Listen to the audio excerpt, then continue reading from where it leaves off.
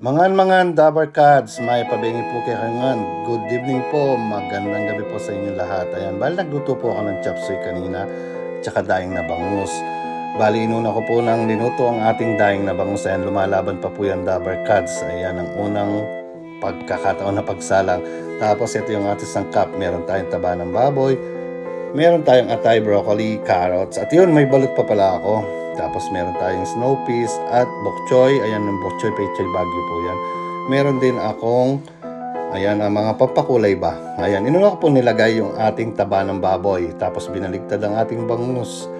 Bali yung taba ng baboy, yan po yung aking panggigisa para hindi na ako gagamit ng mantika mamaya. Ayan, pag iba-brown ko lang po siya, pag nagmantika na siya, bali aalisin ko rin yung mantika para wala nang masyadong cholesterol Dabar Cats kasi masyadong malaki na ang ating cholesterol Dabar Cats. Tapos sinabay ko na yung bawang at sibuyas dyan. Ayan, iba-brown ko lang yung bawang at sibuyas natin.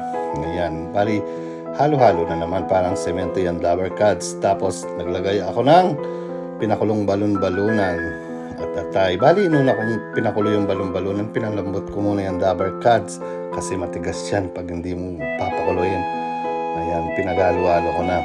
Tapos naglagay din ako ng patis. Ayan, naluto na ang ating bangus. Bali, ayan, bangus, ang ganda ng pagkakaluto ng ating bangus. Tapos naglagay din ako ng beef cube at saka paminta. Siyempre, pinakulo ko na muna yan. At nilagay ko na yung ating oyster sauce. Ayan. Tapos naglagay din ako ng Knorr seasoning. Sikreto ng mga guwapo Dabar Cats. O, diba? Ayan, halo-halo na naman. Inihingal yung tagapaglingkod Dabar Cats sa kaka-voiceover. Ayan. Tapos nilagay ko na yung ating broccoli, cauliflower, at asparagus. Ayan. Tapos naglagay din ako ng tubig, yung pinagkuluhan ko ng balong-balunan. Ayun. Tinakpan, binuksan ng after 5 minutes. Tapos sinalo ko ulit Dabar Cats. Ayan. Ang ganda ng kulay natin. Kaso medyo ata napasabaw to Dabar Cats. Ayan, syempre papaikutin natin Dabar Cats ang ating video. Pagkatapos nga pala niyan Dabar Cats, sinabay ko na yung ating snow peas at syempre yung ating bok choy or pechay bagyo. Ayan, oh. Pali na puno na siya.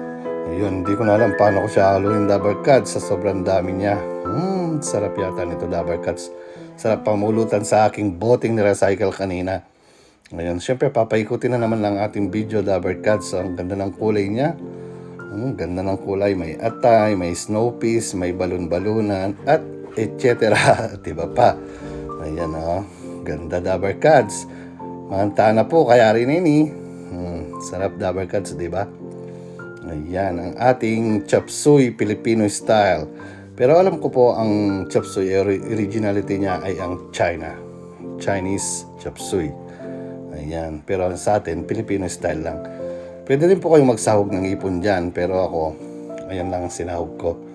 Bali, taba ng baboy, liampo yun, tsaka balon-balunan, and atay. Siyempre, ikot-ikot natin ang camera Dabar Cats para maganda yan.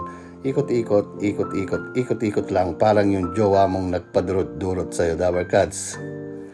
Ayan, ang ganda na ng kulay Dabar Cats. Bali, malapit na po siyang maluto niyan.